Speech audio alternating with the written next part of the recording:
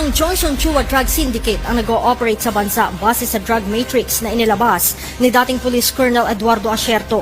Pinamumunuan ito ng isang Chinese national na si Johnson Ko alias Johnson Chua na nakabase sa mainland China, ngunit huling nakita sa Hong Kong at Macau. Si Ko ay may mga business partners na nagmamay-ari ng Chinese warehouse sa Cagayan de Oro at General Santos City. Ang economic advisor ng Pangulo na si Michael Yang alias Dragon at ang business partner nito na si Alan Lim naman umano ang nagpa-facilitate para makapasok sa bansang illegal na droga, ngunit may shipping fee na 50,000 pesos kada kilo. Kasabwat ang isang opisyal ng Bureau of Customs. Katunayan, si Alan Lim ang operator ng sinalakay na Cavite Clandestine Lab kung saan ito nakasuhan ngunit nakalaya dahil sa teknikalidad sa kaso.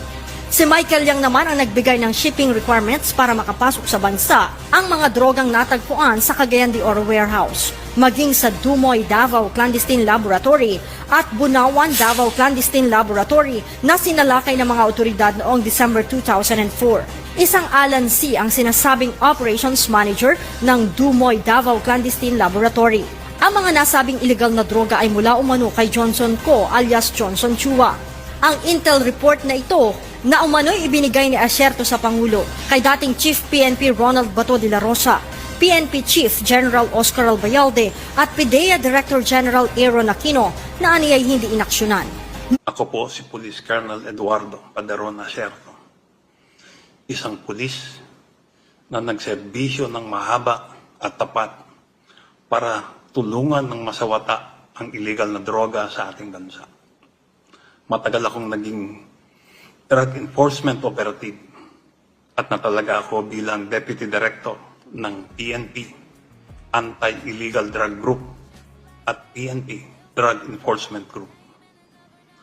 Ako din po ang parehong Police Colonel Asierto na matagal nang ipinapahanap at pinapapatay ni Pangulong Duterte sa militar at sa kapwa ko pulis dahil lamang sa inimbestigahan ko ang ilang taong malalapit pala sa kanya at kay Senator Bongo.